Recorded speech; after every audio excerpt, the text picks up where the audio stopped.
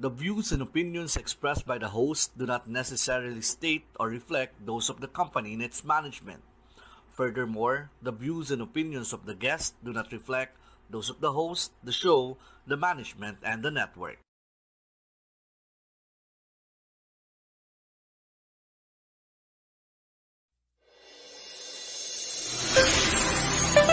Hearts That Listen. Sama-sama sa TLC.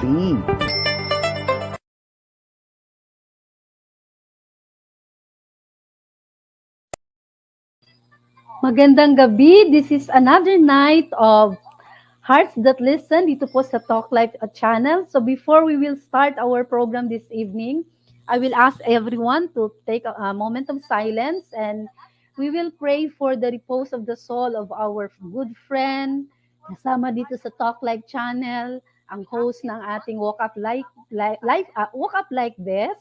So talagang ano po talaga ang ano namin ngayon, no? But anyway, we would like to thank the giftedness of Coach Des for all of us. So in a moment of silence while I'm playing with this short video, I would like each one of you to offer a short prayer for Coach Des.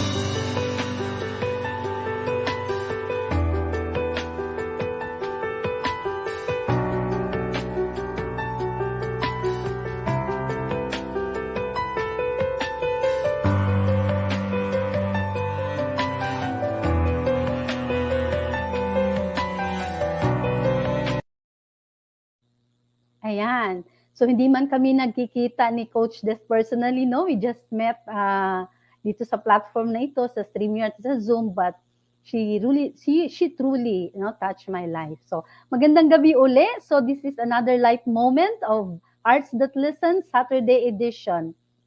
Today, Talk Live channel is so blessed and honored to have our guest this evening. Alam nyo, busy po ito na tao dito sa Davao City. Hindi ko ma-imagine, no? Yesterday, I supposed to met her, but unfortunately, ang busy niya nga po talaga. But, during this first year anniversary of Talk Life channel, she truly say yes to our invitation. Kasi I suppose she would be my guest supposed to be last August, but sabi niya sa October na lang po, Loretta, Ate Lor, kasi October is elderly month, no?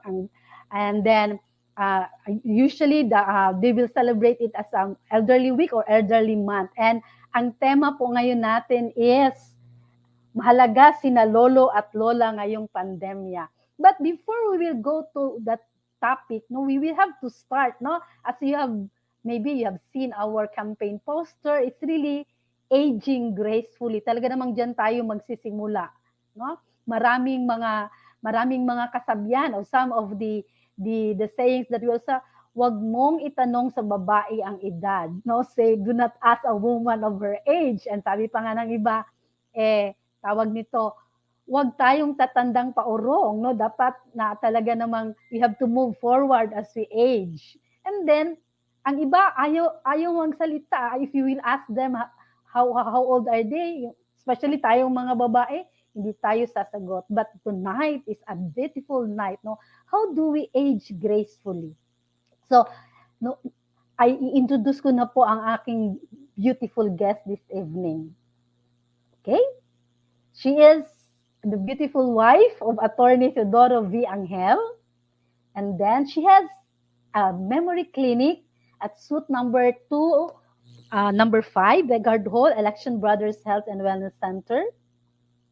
And she earned her master's in business administration at Ateneo de Davao University and innovating in healthcare, Harvard Business School Open Online.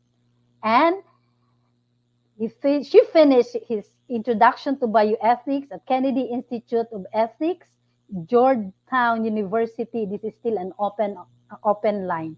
So marami tayong, imagine, I printed her curriculum vitae. It's 11 pages, but in a way, she will be with us for 4 Saturdays. But I have to tell you where she is now. Okay? Sige. Talaga namang so that you can tawag nito, you can reach her. Ano ngayon ang mga posisyon ng ating guest this evening? So currently, a fellow at Philippine College of Geriatric Medicine and a fellow of Philippine Society of Geriatric and Gerontology, an affiliate of International Association of Geriatric and Gerontology, Board of Director, Dementia Society of the Philippines. Okay. And Program Manager and Project Director, the Living Saints Nursing Home, Subacute Care and Adult Day Center, Shine Hills, Matina, Davao City, Medical Specialist number 2, Southern Philippine Medical Center, Section Head, Section of Geriatrics and Gerontology, Department of Internal Medicine of SPMC, Facilitator, Strategic Planning, Department of Internal Medicine, the same hospital, SPMC. Lecturer, New Science, Brokenshire College School of Medicine. Columnist, String Around My Finger, Mindanao Daily Mirror. Director, Geriatric Center, Lanang Premier Medical Doctors Hospital. Ito po yung bagong hospital dito sa Davao. It's working in progress. And an examiner, Philippine Specialty Board of Geriatric Medicine, Philippine College of Geriatric Medicine. So, viewers, mga kasama ko this evening, I would like to introduce our beautiful guest this evening, Dr. Eva Socorro Estrada Aranas Angel. Good evening, Doki. So kindly greet our viewers. Hi, Hello, Lord. Doc. Finally, I made it. Yeah. Ngayong Grabe. gabi. So good evening, everyone. So, alam mo talaga na we are really honored, no? The Talk Live channel is very much honored that you say yes to our invitation.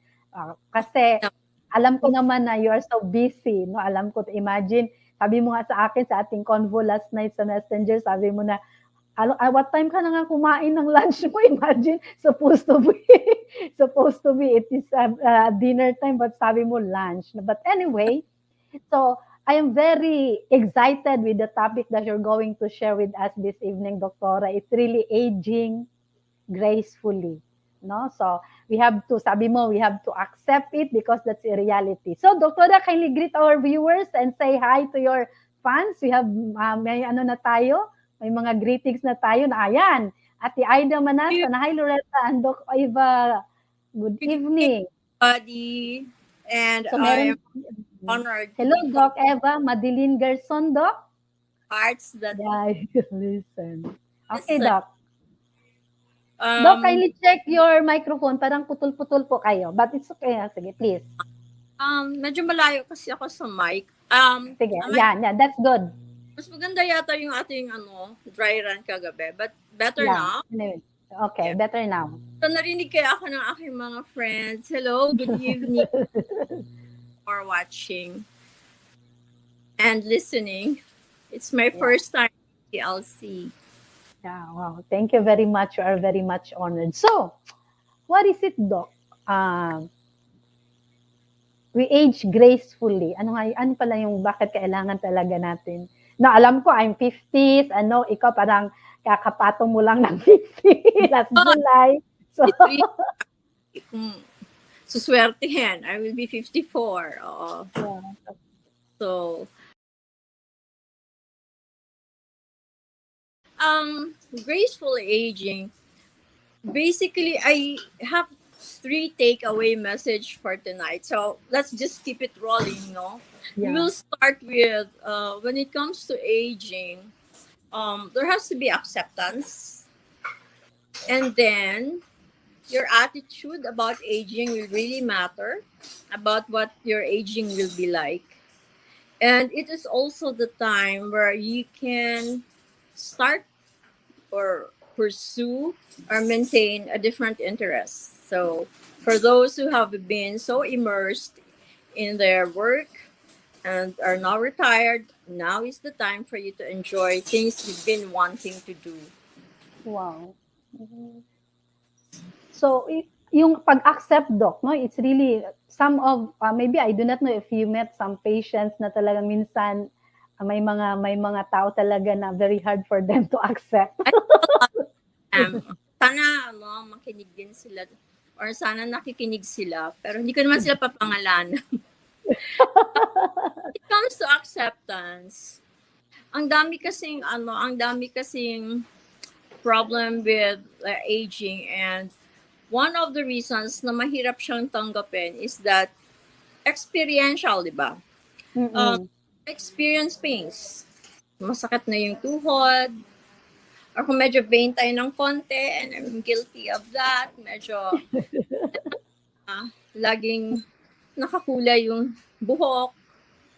So, ang aging naman kasi is not something that happens overnight. Right? It's a process. Yeah.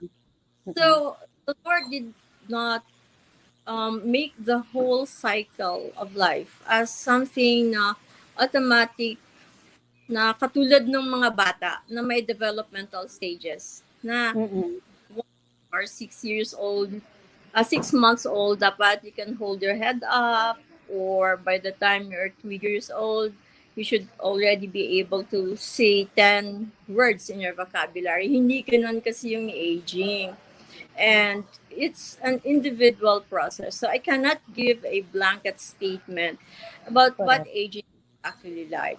But the fear of aging, kung minsan sa society kasi nanggagaling because we attribute negative stereotypes. So pag halimbawa, may example ako, nung nauuso pa yung snail mail.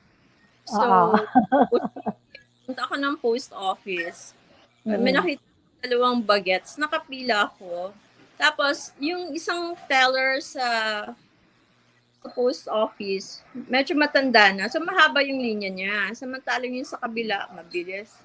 Sabi niya agad, ay, ito diha, uy, kay hinay na, diha, kay tiguang ang kuan.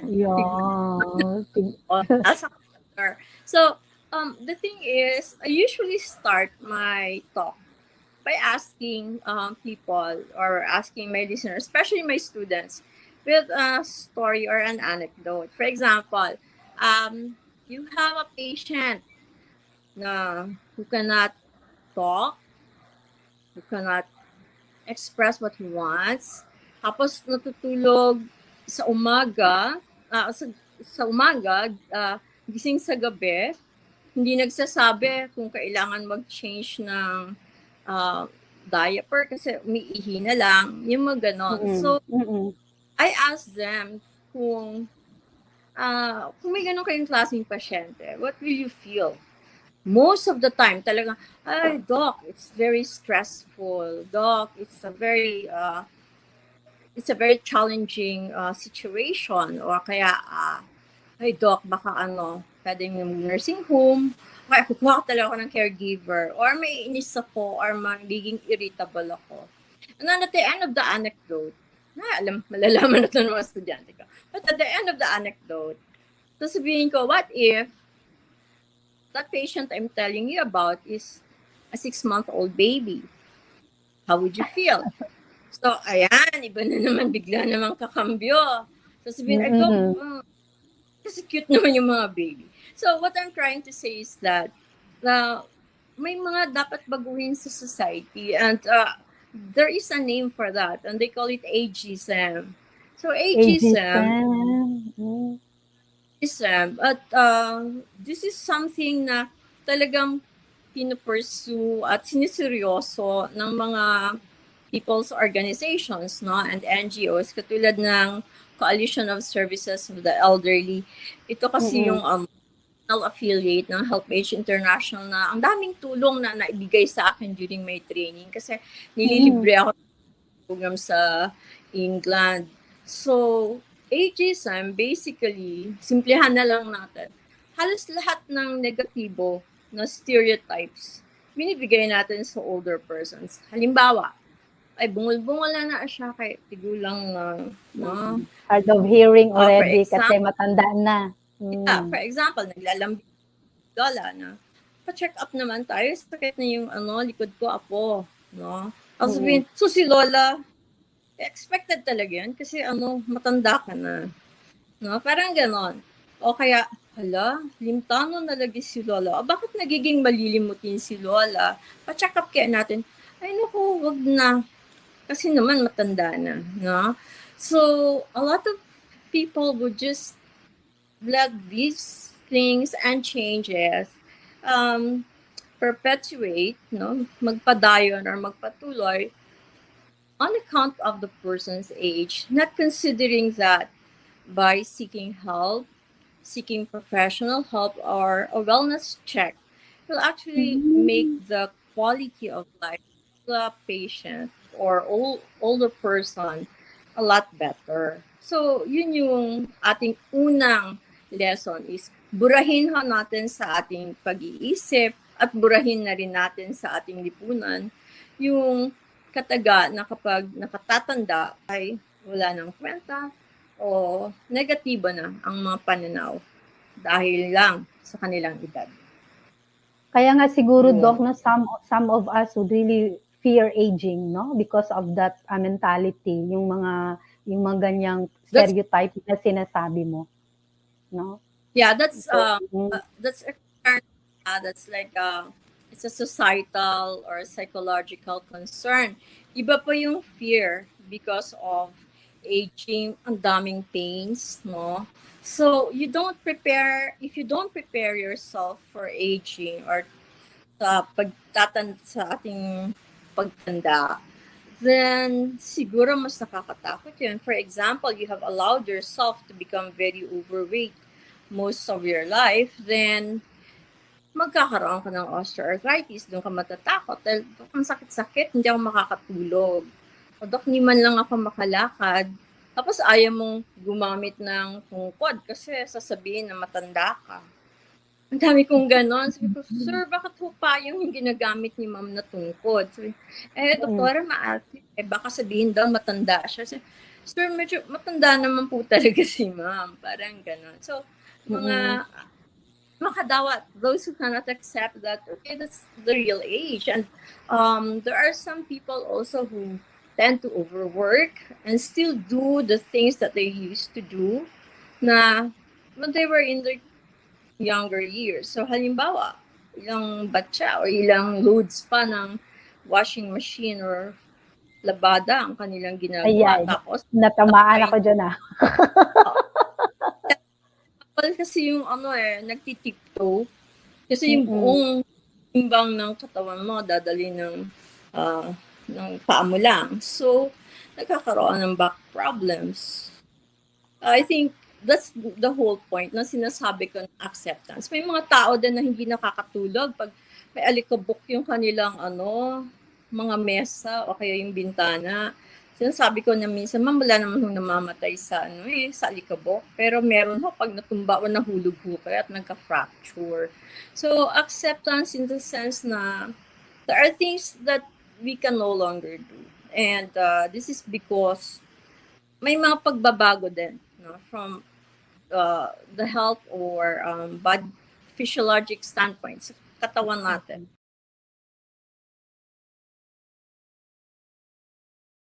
That come with aging. So, example, we lose about 20% of our muscle mass. So, ibig sabihin nun, by the age of 60, if you're not very active and we're not exercising, we lose about 20%. So, ibig sabihin, you can no longer do the things that you used to do when you were younger.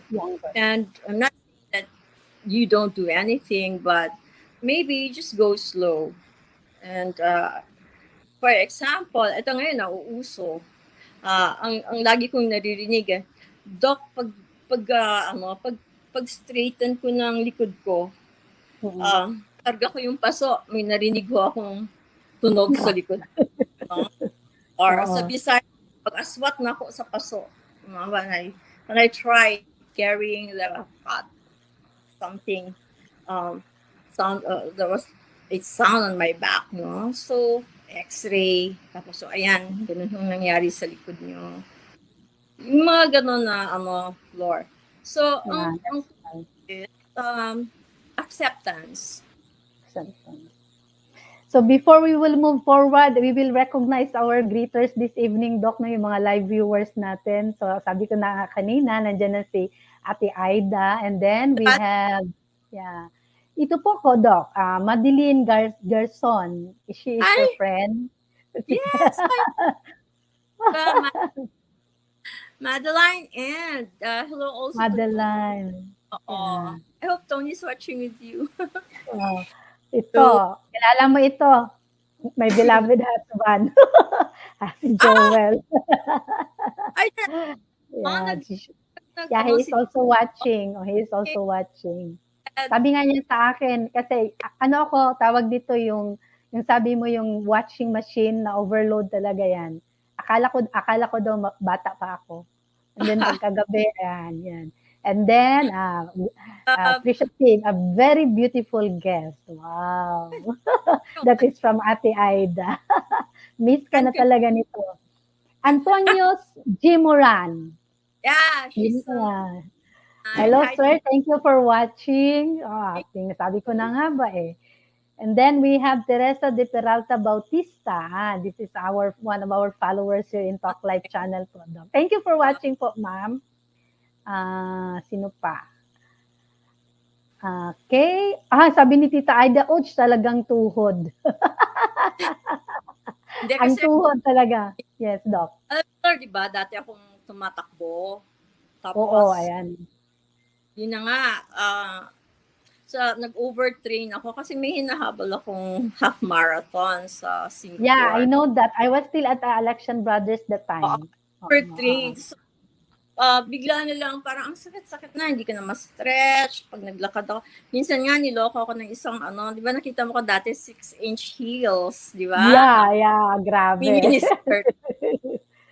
Pinagtatawanan nila ako kasi naka-heels na nga daw, tapos maiksi pa yung skirt. May elastic bandage naman daw yung tuhod ko. So, nagpa-check ako kay Dr. Pagsi. Ang ating orthopedic surgeon sa election. Tapos sabi niya sa akin, pagkakita niyo ng x-ray, sabi niya, Eva, running is not for you. So you have to look for, or if you want to run, you can run for council. Sabi ko, ano ka ba? Barangay nga, hindi ako nanalo. So sometimes we would like sports na hindi na pala talaga para sa atin, Doc, no? At we age, we have to accept the reality. Can you listen to your body? Yeah. Kasi, may isang guest pa tayo. Good evening, Coach Lori, and beautiful guest. That is Doc Arwin Serrano. He is a veterinarian by profession. Yan. Hello, Doc. Thank you for watching. Loves dog. And then, a good friend of mine, kasamahan kong katikista, nag-thumbs up. Thank you, Emelda. He's from Malalag, no? Davao del Sur. Yan. We reached that far already, ha?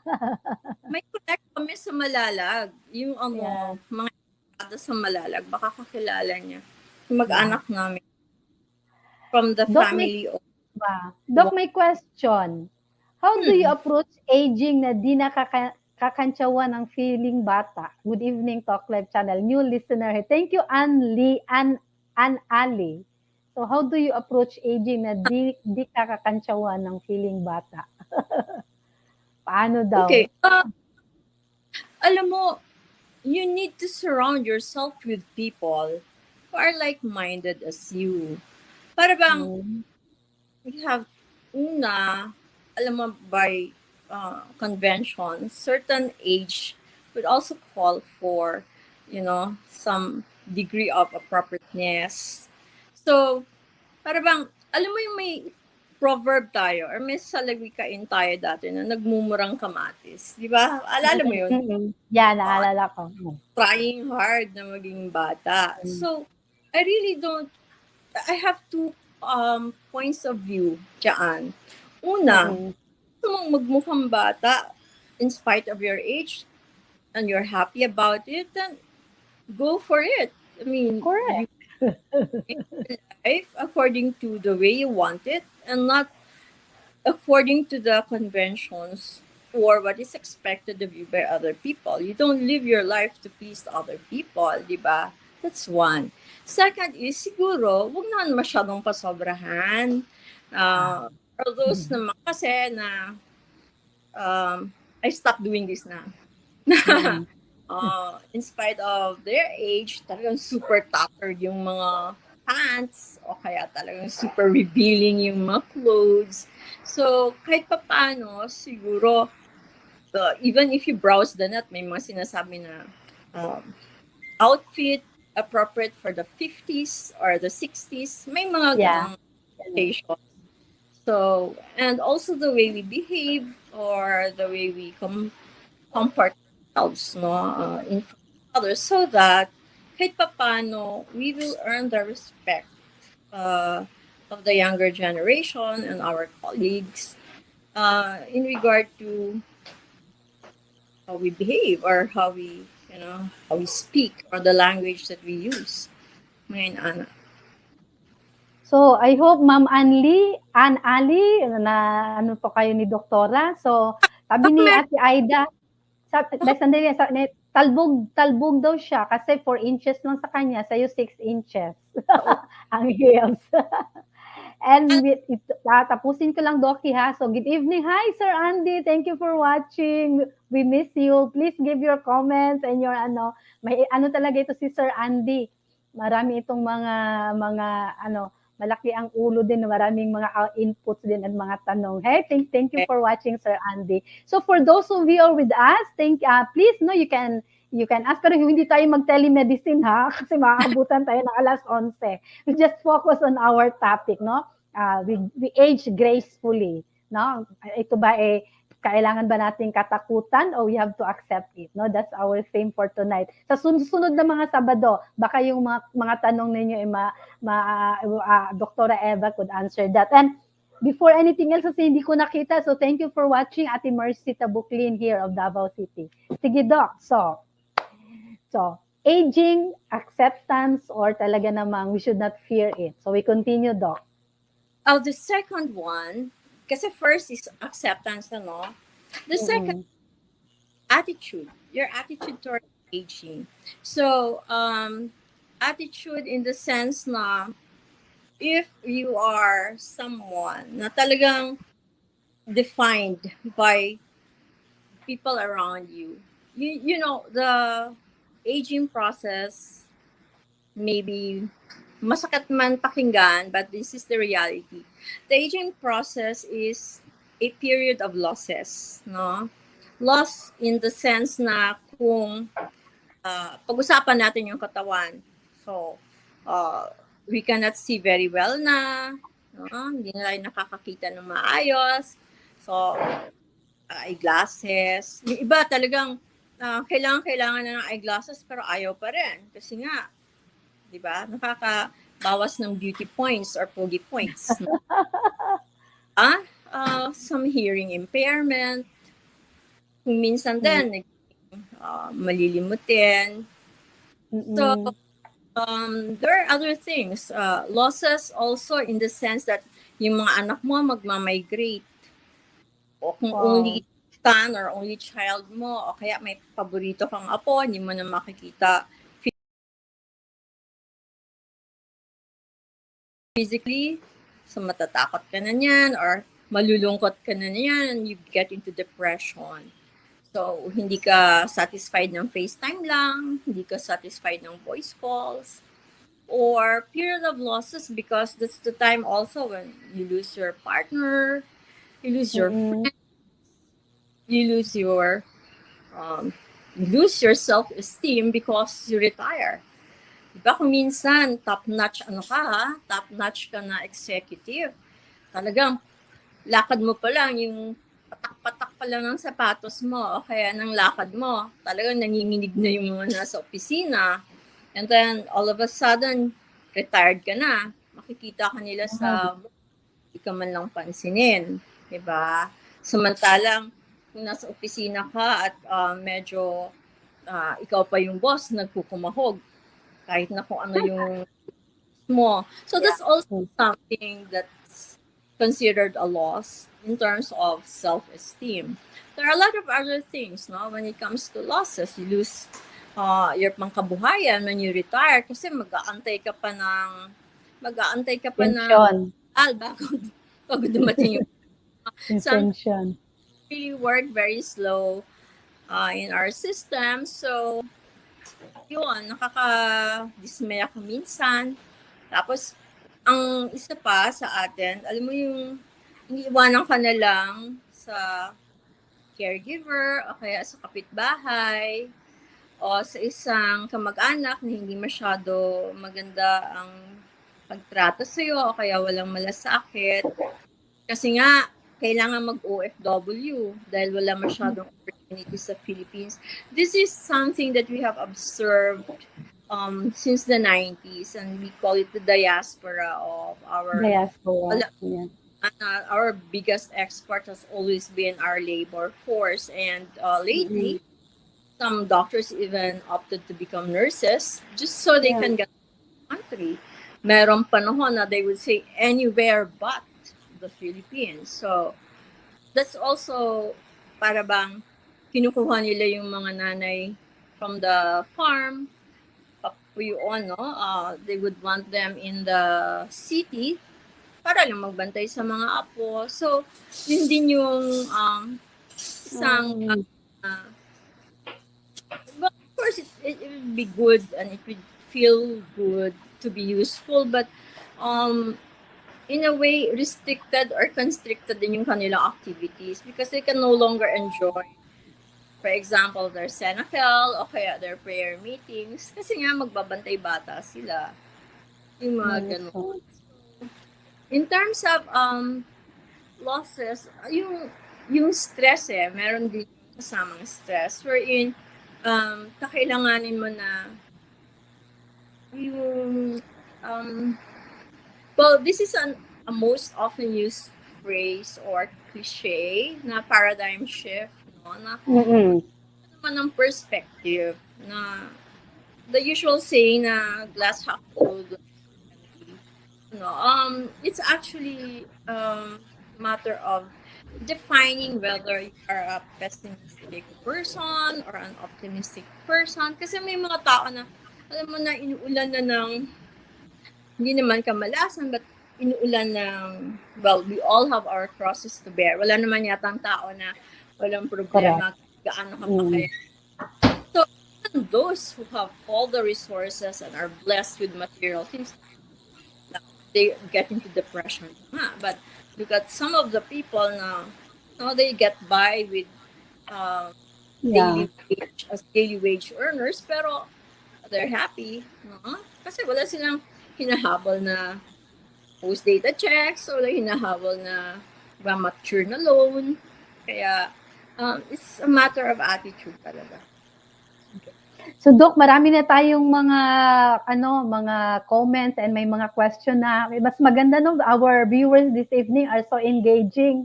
So, sabi pa ni Doc Arwin, aging beautifully and gracefully is like a turtle that is slow, taking time, has focus, steady but surely. Would you affirm with this, Doc?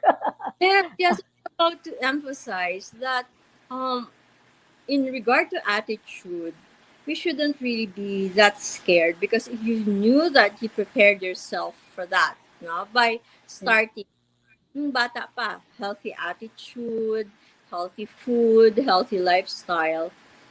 We all know that the aging process, like I said, hindi ka matutulog and then gigising na lang na maaga. This is a process. So if it is a process, it's something that grows on you little by little, by which time you will have adjusted. Diba? Hindi ka na alam mo na what's the next step. Alam mo na kaagad kung ito na yung mangyayari. Okay. So, meron na akong, halimbawa, meron na akong hot flashes. Dun. I experienced that. Dawat-dawat na lang. Dawat-dawat dyan. Sa Bisaya pa. Ayun. And also, I think in regard to attitude, we have to be able to define and kumbaga himayin natin what are those things that we can control and those things that we cannot.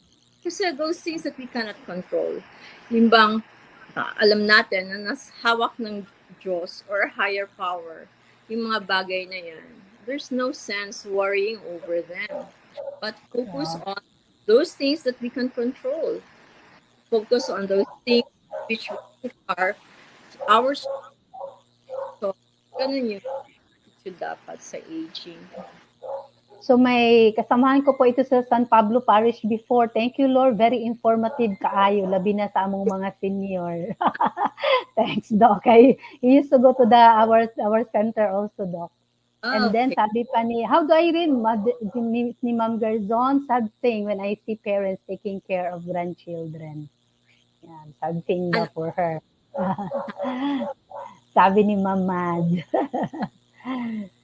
Okay. And then, sabi ko na nga sa'yo, Doc, very engaging ito si Doc Arwin. Yes. Sabi niya, the name of your guest is very appropriate to her profession. Oh, Eva. Hell, kasi nahihirapan ako sa apelidong to, ha? Bawal magminat. With this So last... my question na si Sir Andy, what would you prefer? Acting according to your age while dissociate oneself from contemporary, or go to flow of contemporary and be judged as someone who is nagmumurang kamatis? Ala, grabe ang tanong na ito ni Sir Andy. Ate, ano nga sinabi niya? Kasi parang napaka-metaphysical. Sige. Sige. Ano daw? Or what would you prefer, acting according to your age while de-associate oneself from contemporary? Para sigurong we act according to our age, but we de-associate what is acceptable. I do that. I mean, that's contemporary, or to go flow of contemporary and be judged as someone who is nagmumurang kamatis. Alam ko na yun. Yeah. You get her? You got him? Okay. You get him, Doc? Okay. Parang gusto niya sabihin na mas act according to your age, tapos kasama mo yung mga halimbawa matrona, ayaw mong kasama mga matrona, parang gano'n, di ba? Kasi birds of a feather flock together, parang ganyan yung gusto niya. Tama ba? Sige lang, Will. Or kasama mo yung bagets, tapos, ikaw naman yung nagmumurang kamatis doon, no? Actually, ganun ako experience, pero hindi nagmumurang kamatis. Alam mo naman ako, Lord, mahilig ako backpack, di ba? So, mahilig ako travel. Ako, so, ang nangyari, nung nag-mountain climbing ako sa Costa Rica, nag-backpacker ako. So, punta ako sa backpackers lodge. May option naman na murang hotel room, pero ang pinili ko yung tent. Kasi nga, yung mga ko doon, mga bagets, yung mga, when I went there, para bang school break, no, ng North America. Mga college kids. And then, they're from all over the world, no? May mga taga-Japan, may mga taga-South America, North America, may taga-Israel, etc., etc. Maraming taga-Europe. Mga bata, siguro in their 20s or not even 20s. Tapos, yung kainan, is a huge, tent na para bang may malaking bed and lounging area.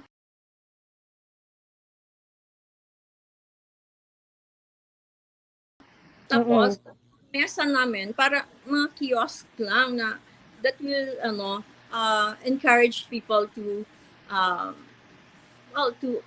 mingle and socialize. But at that point, I realized na I was just in the day bed. I was reading. Tapos sila, they were drinking. Kasi I cannot drink, I don't drink. So, I was watching them. Sabi ko, Lord, para naman akong dito, principal sa prom. Kasi wala akong kausap, para akong principal sa prom. So, ang sagot ko doon kay Doc Arvin is, if you think, saklaw mo naman yung grupo, ng mga bagets. Naiintindihan mo yung kanilang psyche, and if you want to be with them because it makes you feel young, it makes you forget about the negative stereotypes about aging, and whatever floats your boat, gawin mo ang gusto mo. So, parang ganon na mga realizations. So I hope, Sir Andy, your question is being answered by Dr. Eva. And then he has a follow-up question. Is there something to be afraid of getting age? Yan, sabi ko na nga sa'yo. Ano talaga to, engaging ito si Doc Arwin at si Sir Andy. Anong sabi niya? Is there something to be afraid of getting age? Oh, Nice. okay.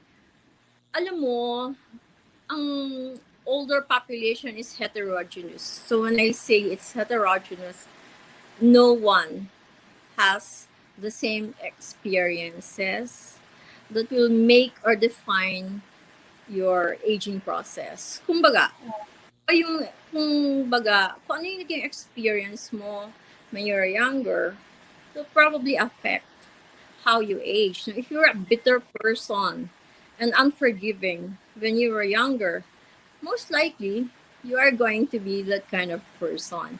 Ganito kasi yun. Pope Leo the 23rd, this was attributed to him, that age or aging process is always a choice. So you either become vinegar or fine wine.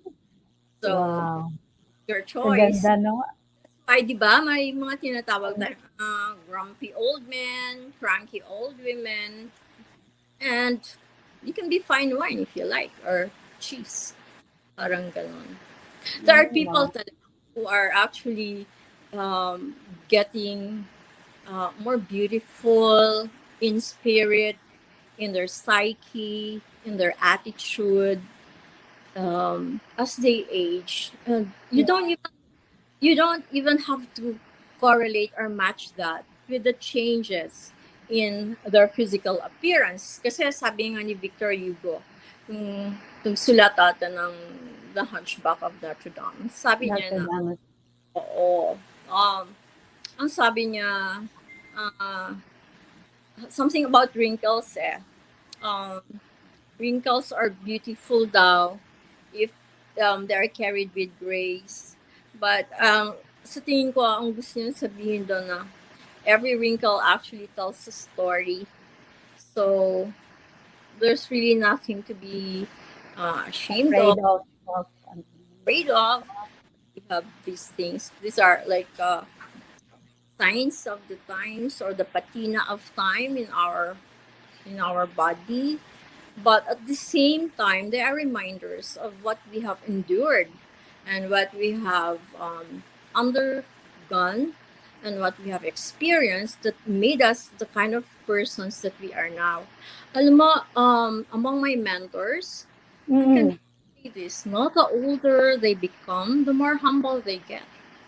Wow. Well, I'm not saying that the younger ones are arrogant, but I'm just talking about my mentors talaga na ang dami kong nilook up. Hindi ko na lang pangalanan kasi baka makalimutan. Ang dami na as they age, hindi naman ganito si ma'am dati, hindi naman ganito si sir dati. Parang yung sinasabi nila nagme-mellow over time. Parang ganun.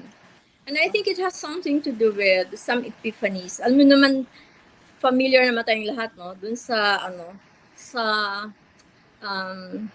hierarchy of needs ni Maslow, na pag-achieve mo na yung self-actualization, na-achieve mo na lahat ng gusto mong gawin sa buhay mo, na it becomes time for you to do things for others also. I think the one after self-actualization is already altruism. Diamond, you think about others as well. Doc, we will have a short break, no? It's already 9:29, so marami talaga tayong mga inputs ngayon sa atin. Never mind. They can hear more about you for the next 3 Saturdays. Sige. After acceptance and attitude, I have one more. Yeah, okay. No problem, Doc. So we will have a short break so that you can also rest. Okay? Right. Magandang araw po mga ka-TLC. Inaanyayahan ko po kayo dito po sa bagong show na gagawin po dito sa TLC, Instant Hotel Ed. Magsisimula po ito sa Oktubre 16, alas 5 hanggang alas 6. Lunes, Miyerkules at Sabado. Tatalakayin ko po rito kung ano po ba ang business industry. Tatalakayin ko rin po rito at magbibigay din po ako ng mga suggestion and idea kung paano po makakakuha ng trabaho sa business hotel industry. At dito rin po, magbibigay po ako ng pre-employment idea doon po sa mga gustong sumakay ng barko all over the world. At dito rin po, ibibigay kong libreng-libre ang free cooking show para po dun sa mga ina na gusto pong makapagluto ng yummy food at healthy food para po sa inyong mga kids. Ito po muli, ang inyong Coach Ed na nagsasabing, minsan lang po ang buhay, gawin po nating makulay, huwag na po nating dagdagan ang mga problema natin sa araw-araw na buhay natin sa mundo ito. Hanggang sa muli po, sama-sama sa TLC.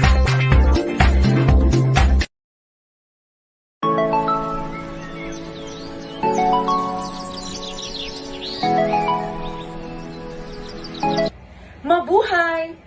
Are you, your friends, or your family are still planning to come to Australia? Why not? Let's make it happen. And of course, you might be wondering about the visas that would suit you best. So this is the right time. Please tune in every Friday from the 1st of October, 5 p.m. Philippines time or 7 p.m. Melbourne time. So wherever you are, please adjust. So once again, let's talk about migration. It's great to migrate. Only here with Lee on Talk Live channel. So see you then. Let's talk. Bye.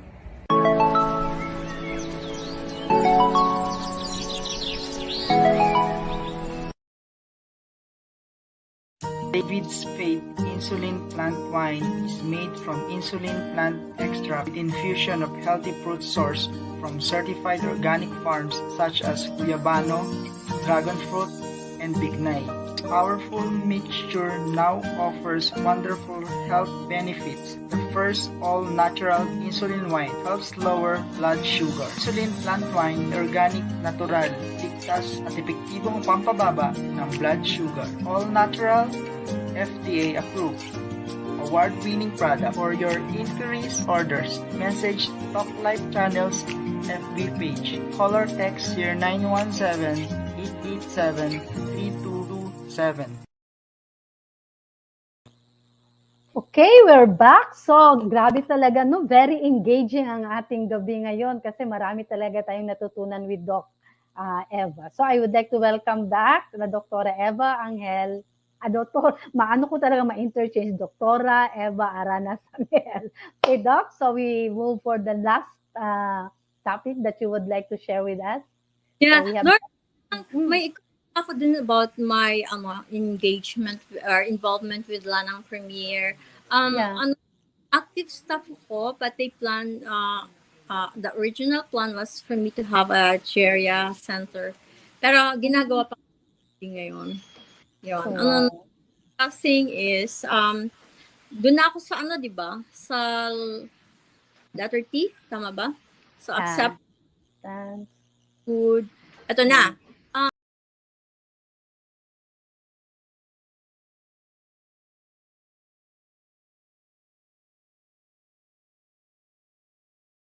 The third one is maintaining or involving yourself in something new. Kasi 'di ba, lagi nilang sinasabi na you can no longer teach old dogs new tricks. Yeah. But my boss in geriatric center in St. Luke's, the late Dr. Gatchalian, would always tell me na, no, that's not true.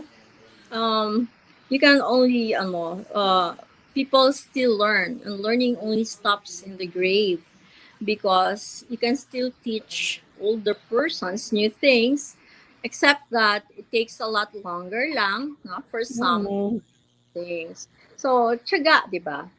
And minsan nga, baliktad na ngayon, di ba? Yung mga apo na yung nagtuturo how to do, okay, Lola, this is how you do Facebook. This is how you upload pictures. This is how you make FaceTime calls. Or this is how to operate this and that. So yung mga ganitong klaseng maintaining interest as we are older, hindi naman bago to. I learned this when I got a scholarship from the United Nations, and this was in the International Institute of Aging, and it was the first time in 1990s pa ito and it was my first time to hear the University of Third Age. So yun pala, ano pala yun? Adult University of Third Age, Yun pala, para sa mga older persons who wanted to learn new skills and new things. Talagang inambisyon ko magkaroon ng ganun dito. Pero, syempre, limited naman yung resources natin. Nagkataon na si Dr. Mary John Manansan, she's a Benedictine, Saint Scholastica. So, when in St. Luke's, nagtayo na siya ng University of Lifelong Learning. And ito yung ginawa niya para yung kanilang mga retired na teachers in their 60s who have so much to contribute and are very able but have to retire, ginawa niya ng University of Lifelong Learning. Tapos, alam mo yung mga estudyante nila, mga bank executives na retired who originally wanted to learn about painting, so may painting classes sila.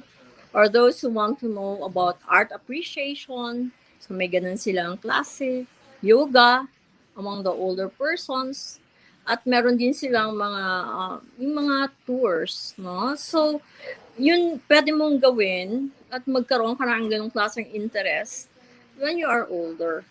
So that, alam mo kasi, yung sinasabi nila na no grass grows on a busy street, parang gano'n na. In the sense na you need continuous intellectual stimulation and engagement in life. Otherwise, mabilis kang magkaroon ng dementia, magiging depressed ka.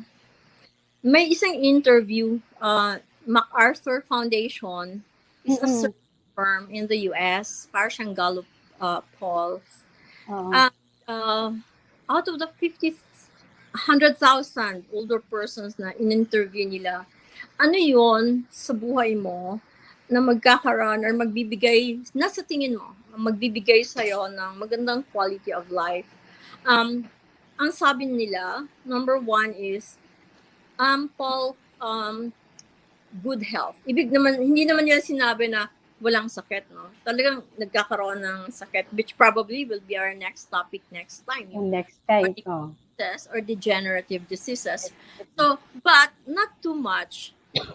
Gusto lang nila na they are healthy enough to get an exercise or to be able to exercise.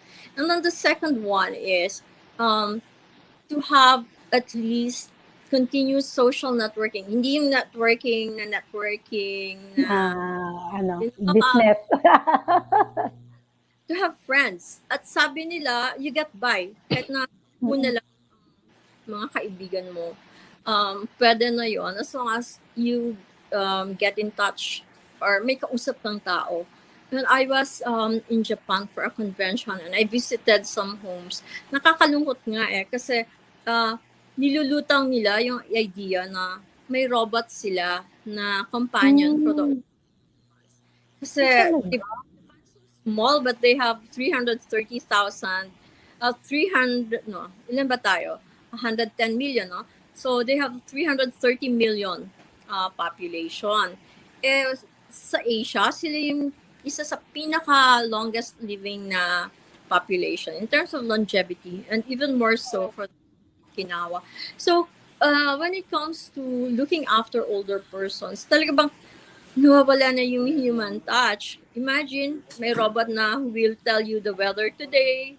Today is sunny day. Or time to experimental yun. Pero I think it is in effect in some, affluent families. So, medyo nakakalungkot yun. So, you need to cultivate friendship. So, yung mga inaway nyo dati, kaibiganin nyo na. Okay, yun Ala. patapatin nyo na. Kasi baka wala nang matirang kaibigan pagdating dahon. Diba? May mga Oo. sumpa-sumpa pa nun. Kahit siya na lang natitirang, nag-iisang natitirang tao sa mundo. Ganun na attitude. Oo, I think at the end of the day, as we grow older, ang sabi nga nila when the eyes become weaker, the heart or the spirit can see better. Parang, and I've seen this among my older patients na they're more spiritual. Oo.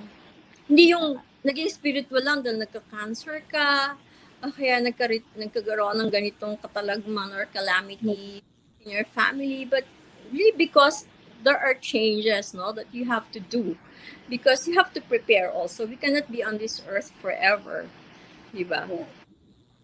So, grabe, ang ganda talaga. So before we will end, okay, I will read some of the comments again, ha? Sure. Yeah. When one is young, the person is like a rabbit that wants to rush into most of the time. But when the person is already getting older, the person is getting like a turtle that already knows how to more mindful and much steadier. That's from Doc Arwin. So may dagdag pa si Doc. When one knows how to take care of her mental health, the person looks young and still active. So always maintain a positive mental attitude and continue to be a helping person. Kasi si Doc kasi is advocating for mental health talaga, especially this time of pandemic, Doc. Now, in the time Any comment, Doc, sa dalawang words of wisdom ni Doc Arwin? The first one kasi, when he compared, between, para naman kasi yun siyang kwento ni Rizal na, the turtle and the hare, no? Medyo may ageist content, sorry Doc ha. But I think, kanya-kanyang diskarte din kasi talaga. You can never really generalize. So, kanya-kanyang epiphany, kanya-kanyang realizations. There are those na even in their deathbeds, hindi nga makapagpatawad or still in denial. In terms of, ano yung sinabi niya about the turtle? More steady? Yeah, I already knows how to more mindful and much steadier, Doc. Yeah, steadier, I think in that sense, I would agree, pero wag na lang natin i-compare sa animals as metaphors. But, yun bang you have learned how to choose your battles? Yun laging nire-remind ng asawa ko sa akin na don't sweat the small stuff or palampasin mo na, let it slide, parang gano'n. Or he will learn from his or her mistake anyway, yung mga gano'n na para bang kung kung pwede mo naman palampasin, let it slide. Kasi para bang kung mag-ugtas ka or masyadong gigil over an issue. Tapos, yun yung sinasabi ko sa ibang patients. Kasi Doc, yung apo ko, ganito. Sabi ko, ma'am, kayo ang lugi dyan eh. Kasi tingnan mo yung apo niyo, wala namang pakialam sa inyo. Samantalang kayo, ito yung 200/100 yung BP. Yung gano'n. Diba? Kumbaga, learn to choose your battles. Tama si Doc na we're actually more in control of our emotions to know well enough what are which battles are worth fighting for. Yun. Yung pangalawa was about ano yung isa? Helping person. Sabi niya, when one knows how to take care of it, it's about mental health, Doc, and positive mental attitude and to continue be a helping person. Meron yun. Meron din akong katapat yun, Doc. Yung ba, kung ano yung nasa isipan, ramdam ng katawan. So, it's really, parang kaming dito nagpapalitan ng kasabihan. Yeah. Kasi talagang si Doc, pareho kayong doktor, kaya lang doktor siya sa mga hayop. Ikaw sa tao. But she's very engaging, no? Because she's very active in all. Marami siyang advocacies, no? Yeah. Yeah. So, mental health among older persons, yun na nga, kung ano yung nasa isip mo, negatibo, kung minsan may tinatawag tayo na psychogenic. No? So, if everything that is in your mind is negative, then, kung minsan, hindi naman yung mental magiging issue, but rather yung katawan mo, parang laging mahali yung sikmura ko. Sinisikmura ako parati, hindi ako makakain. O kaya hindi ako makatulog. O kaya parang masakit ang ulo ko. And then you do all the tests, wala naman. But if you ask kung mayroong stress, nako, magiging parang MMK na yung opisina ko. Kaya lagi kami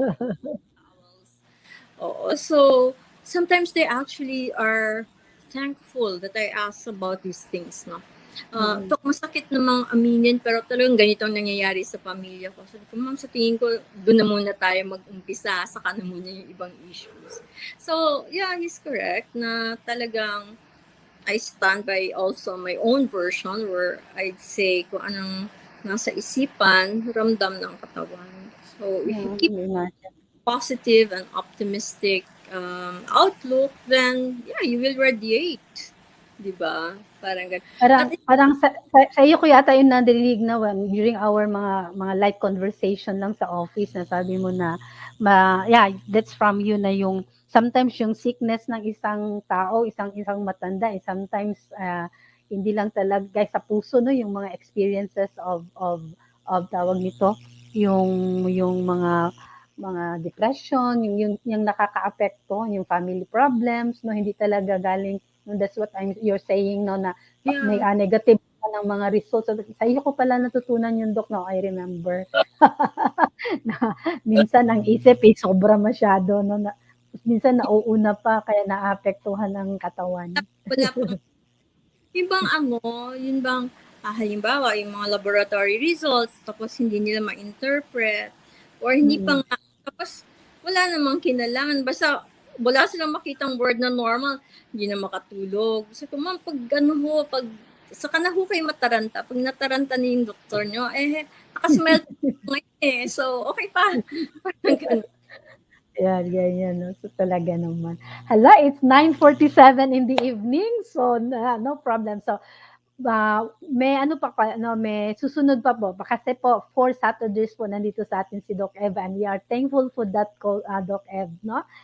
For really sharing your experiences and your expertise in this aspect. So, magandang gabi. Maraming salamat sa lahat na nanonood this evening. I hope, no, for those of you team replay, you can replay this very informative.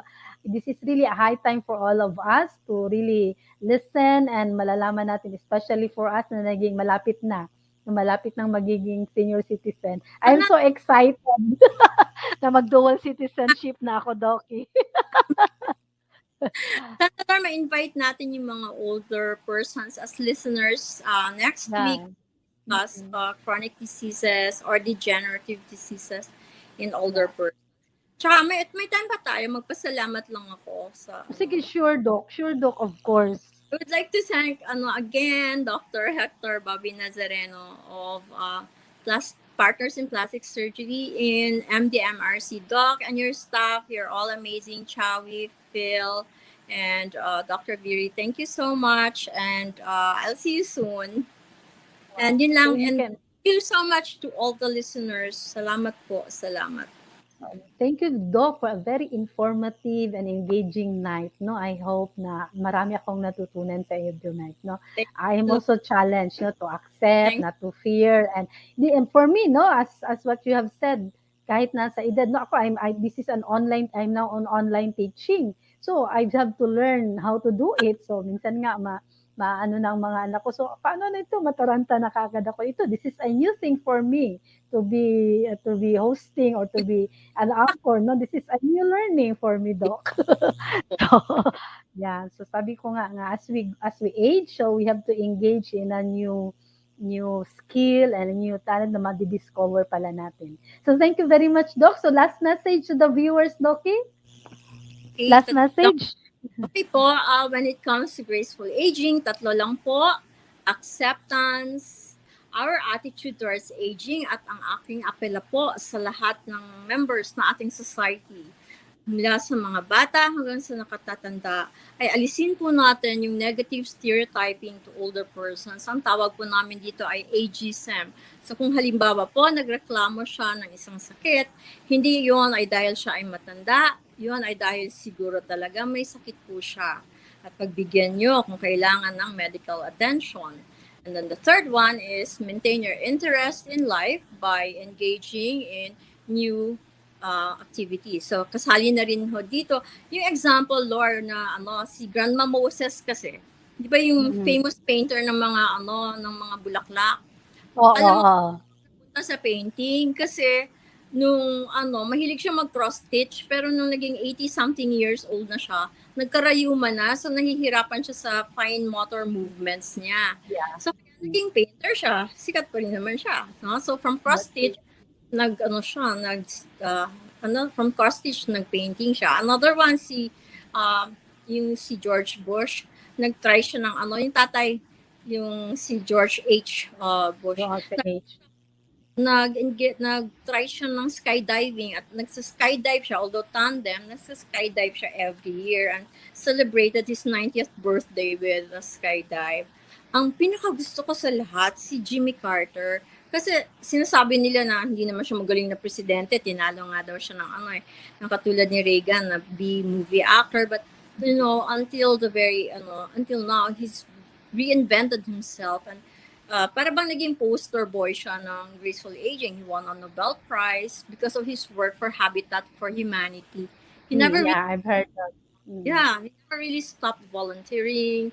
He never stopped consulting. He never stopped giving speeches, and visiting all those places na active ang Habitat for Humanity. So, yun ang pwede nating magiging mensahe that aging is actually not something to be feared, and it's a challenge na marami pa tayong pwedeng magawa even if you're older. Wow. So yun, gusto ko palang idagdag, spirituality actually deepens as we grow older. So isali din po natin yung factor na yun. I think one of the more stabilizing aspects in aging. Especially because we're getting ready, di ba? Or we have to be ready all the time. But it is in aging naman that we need to really be very, very ready. Yun. Sabi pa ni Doc Arwin, learning curve is just starting.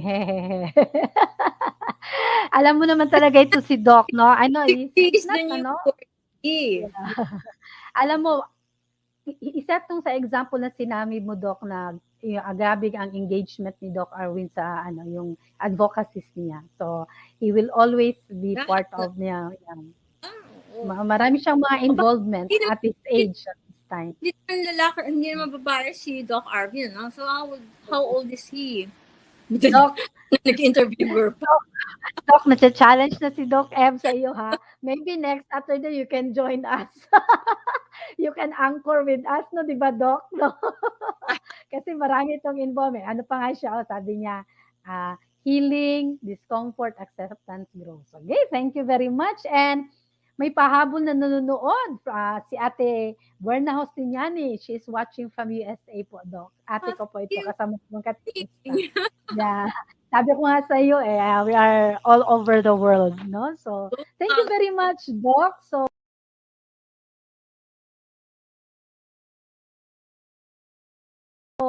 again, so this is so pwede daw, sabi ni Doc. So, ibigay ko sa iyo ang link for Saturday, Doc. Yeah, sabi ni Doc Arwin. So, he will join us. Magandang sharing ito. Baka ma-overtime talaga tayo next Saturday. But no, because please, viewers and Team Replay, invite your elderly, yung mga mama natin, because maganda po ang topic natin. Yeah. We will be talking about degenerative diseases. No, Doc? Hindi pa. Well, hindi tayo magte-telemedicine, ha? Sige. But yeah, if you have some questions. So good night, everyone, and see you next Saturday with Dr. Eva Aranas Angel. Thank you very much, Doc, and have a pleasant evening, everyone. Magandang gabi. Sama-sama sa TLC. To my friends